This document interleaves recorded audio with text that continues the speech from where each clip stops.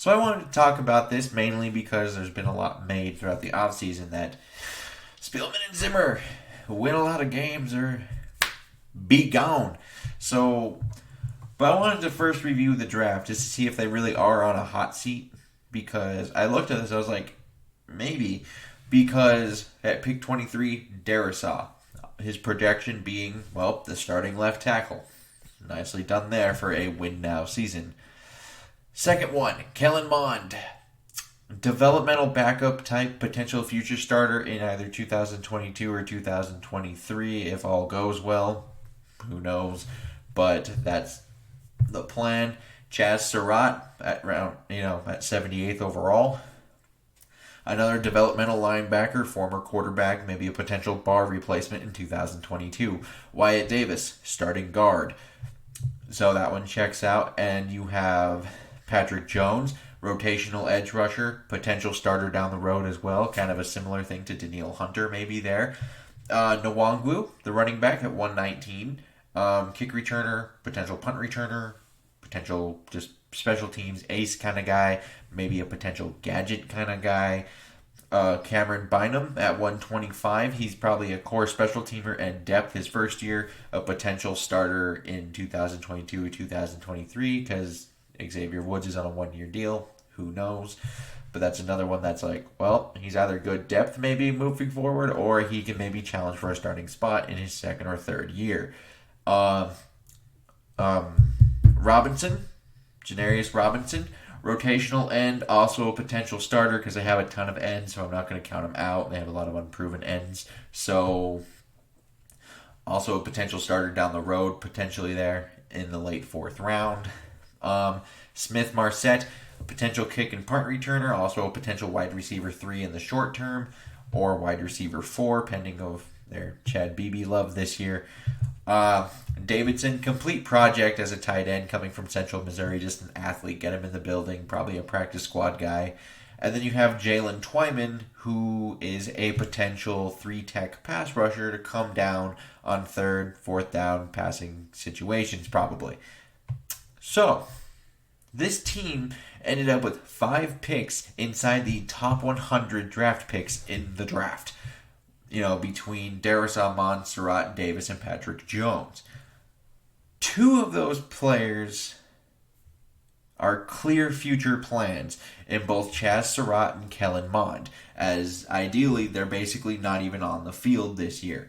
So, if they were in a, win 10 plus games or be fired mode, I feel like we would probably see a more for sure option at wide receiver 3 in one of those 2 spots than a guy like Smith Marset, or maybe you would see a safety instead of a linebacker, just because that might be able to compete with Xavier Woods a little bit more, giving you more impact now on the starting defense.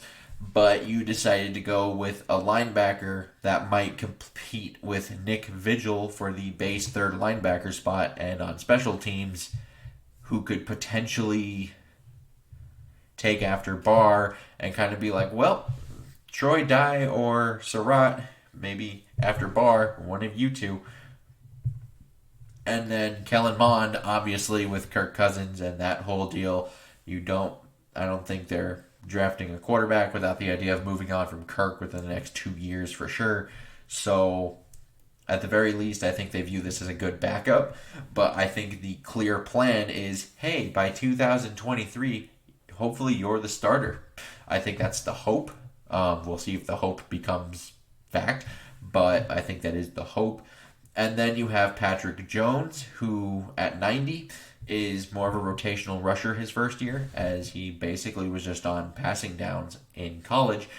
But you need to get him kind of the Daniil Hunter treatment, where Daniil Hunter took 2 years to get onto full-time player status, despite clear physical tools. And this is another one where it's like he's pretty long, he's got good burst, all that, but you need to get him to use his hands a little bit more, and who knows, he might be able to give you some sacks coming off of the bench. But outside of that, Davis is the only one who's a starter that they drafted in the 3rd round, despite having 4 third-round draft picks. The only one who at least looks to get a substantial amount of playing time.